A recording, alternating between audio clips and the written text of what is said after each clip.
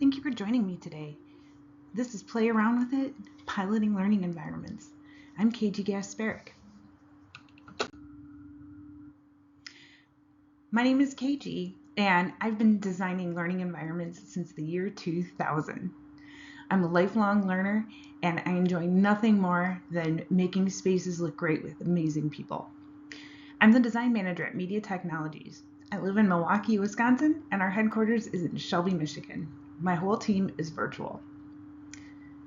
I love adventure. I'm a former Guinness World Record holder, and I also compete in the Tactical Strength Challenge. You'll see here on this slide my family, my beautiful husband Jim, my rabbits, Gary and Brian and Pepper. You'll see my work family on the bottom, my friends at MediaTek, my hiking family. We have a trip to Grand Teton to summit that thing in 2024 coming up.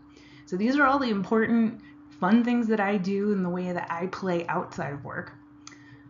But at work, I've had a wild variety of job roles and projects throughout my career. I've worked for manufacturers, dealers, and even a little bit of time in an electrical contractor. But the one thing that remains true from all of these amazing experiences, both at work and in my regular life, is that all learning environments are learning environments with the right mindset. So today's topic is piloting learning environments. And we're going to be specifically focusing on the fuzzy front end of projects. I'm air quoting that and you can't see me. But we really like to, at MediaTek and, throughout my career, I've learned that, planning projects on the front end and really spending that time in the beginning does indeed set the whole thing up for success, both for the designer as well as the end user. Piloting learning spaces is helpful for us because we can look at that as the laboratory and the playground for our project. We see our GIF here, and I'm joking about what could go wrong, but really we do want things to go wrong now and not later, before things are real and when we can work things out. So today we'll dig into playing, as mentioned before. But first, let's talk about these pilot learning spaces, because in specific with schools, I imagine true for everywhere else too, they just have those unique challenges. But the discovery for those challenges, we're gonna dig into that and apply it to all kinds of spaces. So people and presentations are kind of my thing. I'm really excited to present live at CET Experience, and you'll see in the photo here me working live in DeForest, Wisconsin on a pilot learning environment over there. The activity of generating ideas from the customer, pulling out from them the conversations and the stories where we learn about what their needs are is really important, just as important as the designer's job of listening carefully and asking more good questions as we learn about our customers. Really, all these learning environments are unique. We need to learn about how students move through the space, how the grown-ups that help them use this space, what is the community like, what's the budget like, what's the time frame like, all of those things. So if we can get all of those issues out early in the process when we're learning what we need to do, we can work together on the pilot environments, and you'll see me spinning it around on the screen with all these amazing educators before things are real, and so people can really understand the choices they have in front of them and make those choices happen for the people who will use the spaces. And I'd shown in the previous slide me using CET Live with some friends to go through a pilot environment, but also keep in mind that analog methods never die, and it's totally okay and encouraged for you to get scrappy with things in addition to using technology when we live design and work with customers. So getting in, working with real life things, real life pieces of furniture if you can, using whiteboards and Post-its and drawing on plans and bringing out your samples and doing all those things. That's the way that designers play, right? That's how we like to have fun. And I think that when we are promoting the furniture that we are promoting and when we are giving our ideas for design, if we're having fun, then that does come through for the whole process and bring some lightness and some joy to the whole thing when, really an instructor might have a lot on their plate and going to one more meeting is not their idea of the best thing, and no, we're just going to look at some chairs, ugh, right? But keeping it light for everybody will increase participation throughout the project and will help position you as being that learning expert. We're setting that project up for success, and we place a lot of value on the testing of spaces, the question asking, and the fact finding. So again, just really using the time before things need to be real to really kind of shake out the needs and wants and to learn as much as we can from our customers. So what is playing? We've been keep talking about this in relation to the pilot learning environment, and it seems like something very simple, very straightforward, but it's really not, right? It's important to talk about playing because for designers, right, this is how we're going to find that magic and how we're going to relate to the project and to the customer and to kind of keep ourselves sane, right? We're gonna define play. Playing, in my experience, is really a mindset. Like you can say, let's play, but if we're not really playing, people tend to pick up on that. The goal of this presentation is to learn about how playing will help you to be a more creative and confident designer in your presentations, and also to position yourself as that learning expert no matter what type of space you're designing or coordinating. So let's dig into this definition.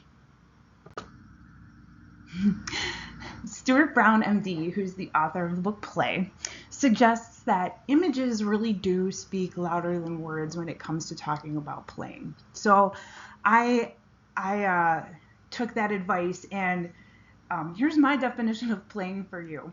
So what we see here, we can definitely relate to in some regard, right? We feel how much fun these animals and children are having. We're showing here examples of children playing with parents or grown-ups and learning. We show playing alone and with a group. We're showing playing games that are more structured. So these kids running a race, those are games that have rules and structure and a start time and a location and equipment, sports, things like that. And we're also showing free playing. These kids in the upper right, they're having a blast, and I'm digging that little blondie in the background. He's getting down. There's playing with toys, and we're playing with imagination only. Lots of ways to do this. Animals play, humans play. Play is how we interact and learn about the world around us in an objectively true way.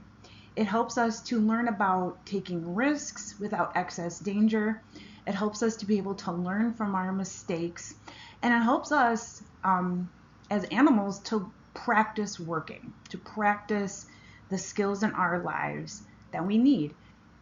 Alone, with others, with those that are older than us, that are looking out for us, those that are our peers. So I think that this is an important slide to pause on and reflect on, because I feel like these sorts of things do indeed position us as experts, right? So we're going to be talking to educators, talking to clients that value innovation and playing. Not only are we going to talk the talk, but we're going to walk the walk. So let's play. In the live version of this presentation, which I hope that you have the chance to attend in the future, we will be playing a game of Simon Says. I'm going to run through with you the rules of this game of Simon Says and my goals with it, but unfortunately, since we're recorded, we're not going to have a chance to play together. So take the notes on the game of Simon Says as I've kind of reimagined it, and I hope that you have a chance to use it in one of your upcoming brainstorming sessions as well. All right, so the rules of the game. So if you're familiar with the game of Simon Says as is traditionally, there's a leader of the group, and that's Simon. In this case, Simon is going to be me. Simon is going to instruct the group to do activities, raise your hand, put your left foot forward, stand up, sit down, things like that. But the group is only perform those actions preceded by Simon says. So if I say Simon says, pat your head, go ahead and pat your head. If I just say stand up, but Simon didn't say, well, those aren't the rules. In the old school version of the game, a player that doesn't listen to Simon would be out. They would need to leave the group and sit off to the side. And then the last remaining player, they'd be named the winner. But not in this version. In this version of the game, if you miss something that Simon says, you are not out. But you do need to give yourself a point. So keep track on your own honor system. I know that designers are not necessarily numbers people all the time, but do your best. Flinching counts. And what that means is if I were to say, Simon says right hand up, and you go with your left and flinch, that still counts as a point. So be honest and count the half mistakes. The points don't matter, as they say on Whose Line, but keeping track honestly in this game does matter. So be honest with yourself. There are no losers. The game of Simon Says officially begins when Simon says the game of Simon Says has officially started. And the game is officially complete when Simon says the game of Simon Says has officially ended. And these are the rules of the game. So this is the part of the presentation where live we're going to try it out, and I'm going to be Simon and lead the group. I hope that you are able to take this game and implement it into some of your brainstorming and group activities. Something that you want to keep in mind when you are presenting this game to others is you're going to want to keep it simple and keep the game pretty short. Maybe a minute or 2, 3, depending on the size of the group and how well you all know each other. Have fun, keep it light. Definitely, modify things to your situation and your style. Definitely explain the rules and ask if there are any questions before you begin. Allow time for the questions before and after. When you have a group of people and you're doing activities, it doesn't always go exactly the way you script it. So if you're tight on time, estimate your game to be a little bit shorter than you expect. And as the leader, as Simon, it also helps if you are physically standing in a place where everyone can easily see you, your feet as well. So if you can stand on a table or a bench or a chair or something, whatever is safe and comfortable for you, that will help you out a lot with this as well. The benefit of this game too, just as a side note for everyone, is that it doesn't require props. So people don't need to bring a notebook and a pencil, or you don't need a bowl of M&Ms or rolls of toilet paper or something like that. You don't need any props to do this game, which is really, really handy. And this game also doesn't have group work, so introverts in the house love it. We all get to play together, but it doesn't put the spotlight on anyone or put any pressure. So more about Simon Says as we go through towards the end of the presentation, but I hope that everyone who is listening to this recorded version has a chance to try it out for themselves. So this is where we would play the game of Simon Says. After the game, we're going to talk about playing again. So what is play? We saw some slides with GIFs on them, and we played a game, and so we all have the feel of the fun, and we learned some things during that time. But playing, there are some things that definitely separate playing out from non-play activities. Number one, all of the participants should have the activity being central around the concept of curiosity, learning, and fun. Those seem like simple things, but keeping in mind that playing is not happening when we are bargaining or doing other things that are not it's really centralized around being curious, learning, and having fun. Play is a teaching and learning exchange, and this is really important too. It's not someone standing on a hill just kind of dictating out what others do and then having them do that. There's no exchange in that activity, right? Conversely, play isn't everyone just kind of showing up and just not really having any direction either. It's an exchange between teaching and learning. So as the facilitator of a play type event, brainstorming or visioning or otherwise, keep in mind that this exchange is really important for the spirit of play to be alive. Another really important element to this concept of is it play is a beginner's mind. So even as the furniture expert going into the room, and even as the, let's say, school administrator being the expert of their learning environment coming into the room, it behooves everyone to kind of take those assumptions that we bring as experts and not put them aside totally, but maybe consider that there are other ways to do things and consider that what it was like before we knew those things to be, I'm air quoting it, facts, right? So, encouraging a beginner's mind in yourself as the furniture expert will help encourage those that are experts on the customer side to also be open-minded to the process. We want to have the idea of, I don't know yet, being okay as experts. So it's okay to not know things. It's okay to find answers together. And 5 more minutes is what I say when I am being asked to exit a fun situation like a water slide park or when the alarm goes off in the morning, right? It means you're doing something that you want to continue doing, but we do need to end at some point. So ending on a positive note in your session is really important, and it keeps the idea fresh in everyone's head, the experience really great, and it keeps people wanting more for next time. So again, what is play? Play is real practice for real life. So when we're piloting learning environments and we're showing folks vignettes on the screen with CET or walking them through our real life showroom or taking intake dimensions of their space, we are practicing for what it's going to be really like in real life. Playing renews interest in the task and learning. So, maybe folks at the school have been having meetings about this new construction project for 6 months before you even show up.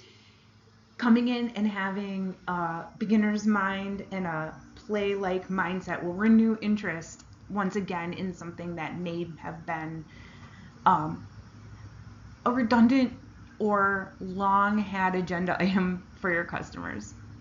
Playing bridges are apparent differences. So if we imagine kids playing roughhouse or arguing over the rules of a game, it's a light way to take our differences and find a common solution. It's practice for that too. Playing is a stress reliever for the designer, for the end user, for everyone involved. It'll make the whole process just feel better. Playing also makes life lively. It is the central tenet of all of the creative aspects in life that make life great, not just art and not just design, but music and theater and dance and sports, all of these great things. So, just keeping in mind that the things that people love, what makes life lively, is born from playing. And playing, importantly as well, forms memorable and lasting bonds. So when we play with others, regardless of our age, we in our minds are having a good time with someone, and we're learning too. So that's going to make us want to spend time with those people again. We're just naturally inclined to do that as people. So make those memorable, lasting bonds, and that's also really good for business. In addition to being really good for you, just want to hang out with the people that you're meeting with. So getting that buy-in. One last thing will also, we'll talk about it a little bit more, help to curb some of those revisions for you. Folks are going to be interested and they're going to feel like they were working on the project too. And these are the things as important as what play is. Let's talk about what play is not. So play is not a gimmick. This isn't intended to be the latest corporate buzzword trend or the latest LinkedIn hashtag thing or TikTok. I don't go on TikTok and I don't know a lot about that, but This is not a gimmick. It's something that humans and animals and we've been doing since the beginning of time. Play is not a ping pong table in the break room. It's not as easy as just that. And in fact, it doesn't take that kind of money or floor space or resource, right? It's often the mindset and the relationship more so than the outward appearance of doing things. So if you have a customer that just wants a ping pong table in their break room, go ahead and give it to them, but also, reach back into this presentation and explain how they can use that tool to be successful. Play is not a substitute for content, so we still need to have accurate floor plans and really great specifications and all of the things that matter once we need that playing to become real. Play is not rigid or set in stone, so it's okay to make mistakes like we talked about before. That's the nature of it, and that's what makes it successful. Playing is not something that you can fake, especially if you're in front of students doing a pilot. They definitely know when you're not in it, when your heart's not in it. So again, that kind of comes back to how this is an important thing to find your own voice in finding play in your presentations. But my asterisk on here, and I want to kind of bring this part in, is that fake it till you make it is also a strategy. And what that means is, presenting is always something that is a little bit nerve-wracking to various degrees for different people. And we are never just going to do something perfectly well the first time. In fact, I would argue something like this with play is never going to be perfect. That's the nature. But I encourage you to fake it until you make it and keep practicing. And the more that you try new things and the more that you experiment with how your presentations can be more engaging and how you can take these concepts and fold them in, you'll feel more comfortable with it and it will just get better and better.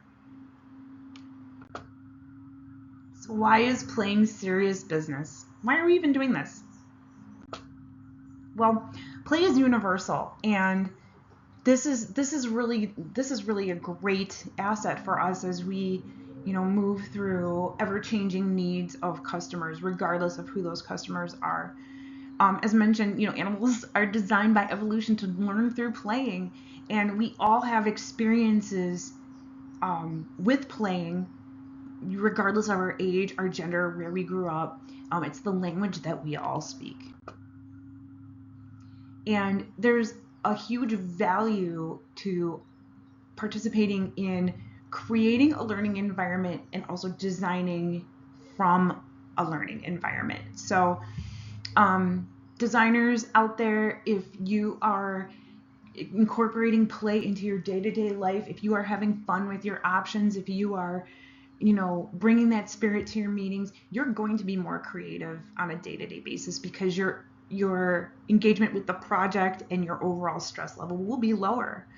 Your client is going to be more engaged too because that meeting will have been memorable.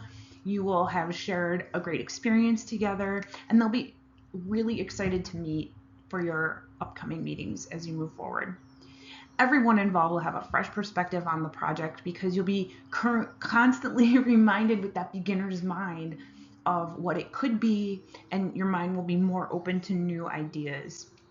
And because this isn't necessarily a typical way that design firms or dealerships or manufacturers work, as well as our customers, they don't typically, I feel, work this way.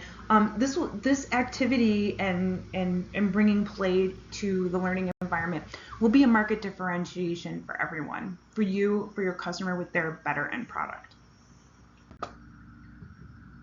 Play is innovation. You hear all the time about in new product development and business development, new services development, like what is the silver bullet? Like how can we get these things that are listed on this slide? We be first to market, new product innovation, market differentiation. Play is your way to do it. Play is your way to do it without really spending extra tooling, spending extra resources other than your time and your own open mind to do things a little bit differently. Designers out there, play is your superpower. Play is your superpower. So these three things are the top asks that I think are the most difficult for us as designers. So playing will solve these for you. When you have a customer that says, you got to give us the wow factor, right? Or, our favorite, which is make it pop. We need to make it pop. And my personal favorite / nemesis is think outside the box on this one. Now, I always laugh with this because I would never dream of thinking inside the box on purpose for something. But the spirit of these asks is, from when you hear this from a customer, from an end user, whoever, is, they want their project to not only stand out at the end once you do your install photos, once you Windex your way out of the room, it looks amazing, right? They want that to be the wow factor.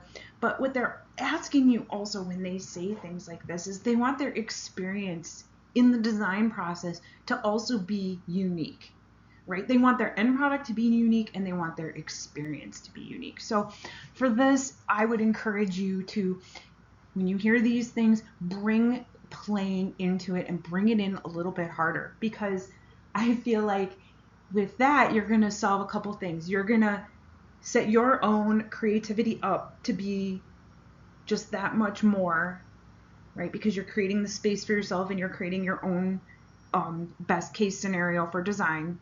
And you're also creating that unique experience for your customer. So you are covered with 1, 2, and 3 by just bringing in some of the tricks from this presentation. So with that, what kind of games can we play with customers? In addition to things like Simon says. Some of the video games that I hear a lot and play a lot myself out there, you see them on the screen here: Tetris, right? Fitting it all in, Minecraft, all that amazing stuff. Customers have familiarity with this, whether it is them playing games, their kids are playing games. And when we go in and we show them live design, right? Welcome to the sandbox. That's immediately what those customers are going to relate to. They're going to relate back to that video game because you're on a screen and you're spinning it around and it's amazing. I've realized in my career, since starting to really embrace and use CET live in front of customers, that they are either going to relate and give you their full story about all the games that they play and the software that they use and how they relate to this, which is awesome. Or they won't relate at all. They will see what you're doing, think you are a wizard and some kind of magical creature, which you are, and they're going to be amazed. So either way, with either of those two situations, you can feel confident even when your blue wheel comes up and your computer gets frozen, or even when you rotate something and it keeps snapping weird, or something happens.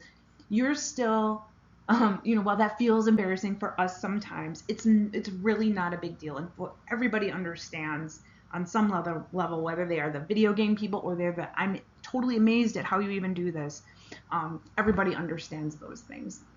And what we do when we have these sandbox moments and use CET and do live design with customers, either virtual or in person, is that we're able to try out their space and see things, again, in a real life situation with minimal risks, right? We're not actually buying any of this stuff yet. We can see if we want red or if we want green or however it is.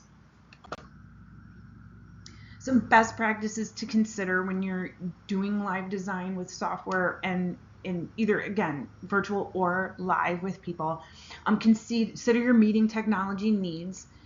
Ask what cables you need, if you need to bring them, what they have, those kinds of things if you're going live. Have a clear agenda before you begin and give yourself more time than you think. So more time for the meeting discussion and options. There'll be more questions than you anticipate. And the clear agenda will help keep everyone on track and know what to bring to the meeting to help move that forward. Schedule breaks for everyone because, Focusing in meetings is difficult. We all know it. And focusing and paying attention to a screen, I feel like takes a little bit more even. So schedule some extra breaks, get up, walk around, those kinds of things. And expect some unexpected. You'll have to restart at some point in the process, probably. I like to go in and set up a product showroom to save the customer from some decision fatigue. So if I have a mock classroom going out to the site, or they're coming to a showroom, whatever I'm going to have in terms of physical furniture in front of the customer, I set up in CET ahead of time, just so that they're not seeing infinity number of choices. They're seeing the choices that you are curating for them. This will also help maximize just the documentation of moving through the pilot project. Take notes together in your file. So you'll see here in the green box off to the left, I type in my project notes that the customer gives me and that I have for myself right there on the screen, so everyone sees and agrees to what the next action items are going to be in the meeting. Zoom around the file together, look at things together, option things out together and with your customer, because again, when it comes to time in the process where you typically would be making revisions, you're going to have a lot fewer revisions if folks come back to it and they remember, oh yeah, those are the desks that we put in there together. They'll be a lot less likely to change them. And again, with this idea of a sandbox and modeling spaces live with your customers, if you have multiple rooms on campus or multiple campuses in a district, you can try on furniture that you decide in a space in other areas of the building to see if it matches with existing things. This can also help, as you know, with some of those reuse and relocation activities. The more realistic you can get your building shell to look before you arrive at your meeting, that'll help people just to be able to visualize even more accurately. Yeah, I love lime green there, let's go with it.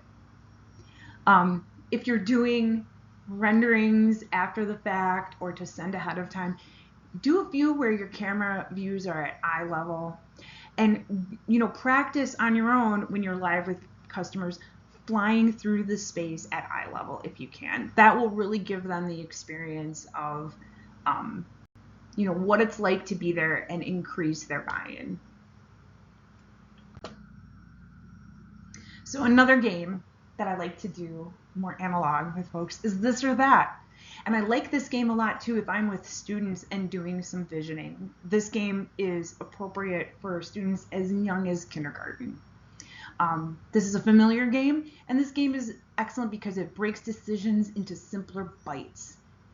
It can serve as an icebreaker, and it'll help you to listen to those in-between the lines messages as to what might be needed in a space. So, for instance, if you are playing this or that and you're hearing lots of comments about art supplies, you might be putting totes into desks, onto some tote rails under desks, things like that. So let's play a little bit of this or that. And hopefully you'll be able to incorporate this game into presentations that you work on as you move forward with your projects. So this or that. Do you prefer cameras on or cameras off? Even though my camera's off for this meeting, I do prefer cameras on. Group work or solo project? I'm on team group work every day. Do you prefer working in a huddle room or in a collab space? For me, I'm interested in that collab space because I do still like that group work. Laptops or tablets? I'm a laptops guy. I like typing on keyboards. Do you prefer a flexible seating chart or same seats? This is a tough one for me, but I think I'm going to vote for same seats. Pencils or markers? I vote markers because they smell so much better. Scratch and sniff or puffy stickers?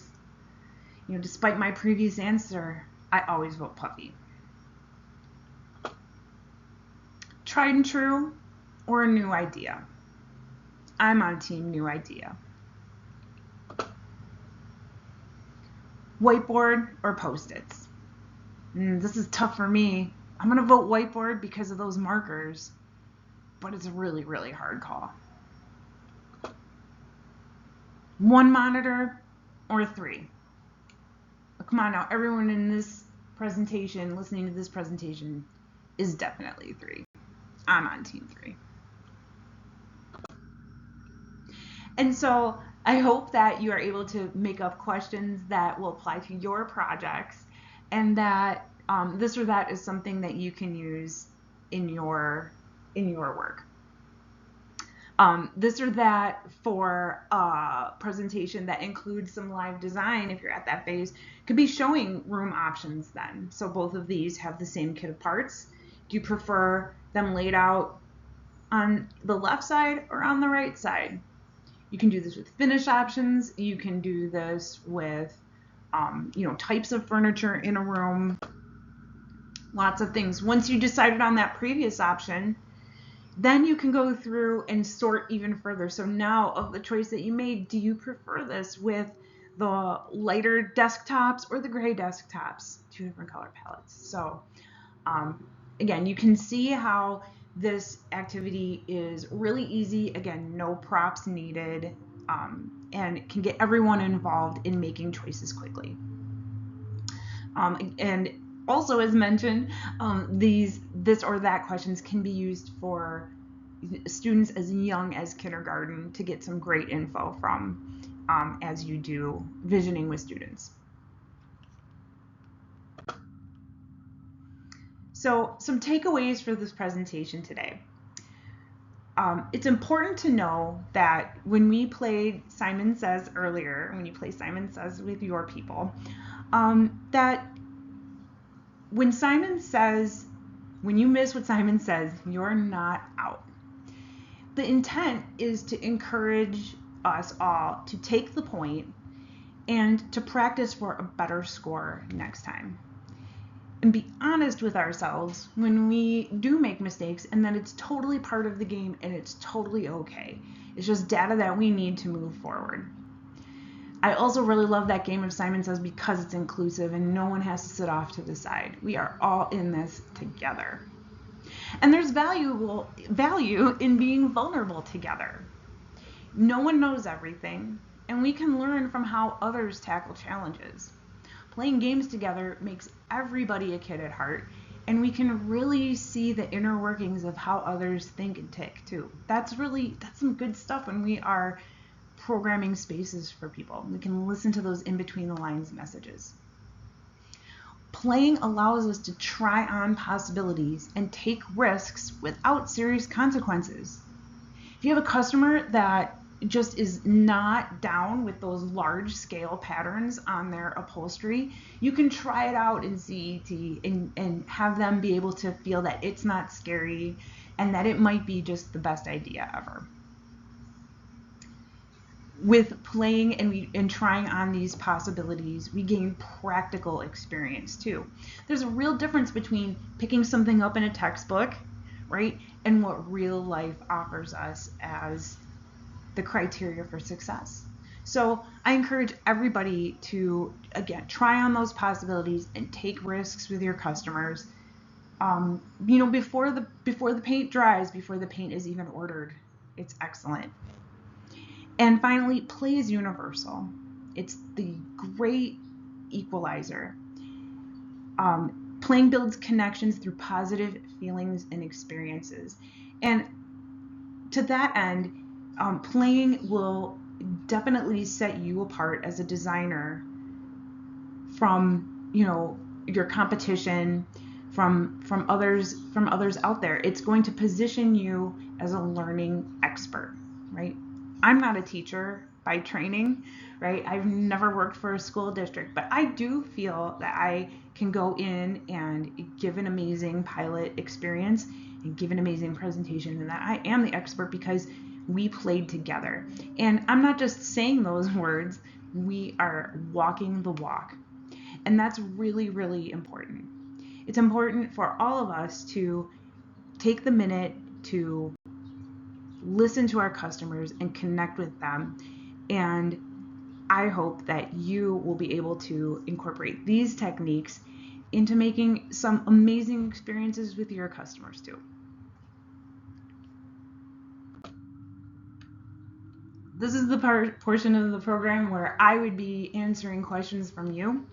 Just because we're not live today doesn't mean that I'm not here to answer those questions. So please feel free to reach out to me in the links at the end of this presentation with any questions that you have, or if you want to talk about playing further. I love talking about this subject matter with everyone who's interested in making learning environments even better. And with that, I would like to thank everyone for their time and playing with me today. My name is KG. I love having fun. Hit me up on these avenues, email, LinkedIn, or Nintendo Switch Online. And I hope that you have the best day ever. Thank you.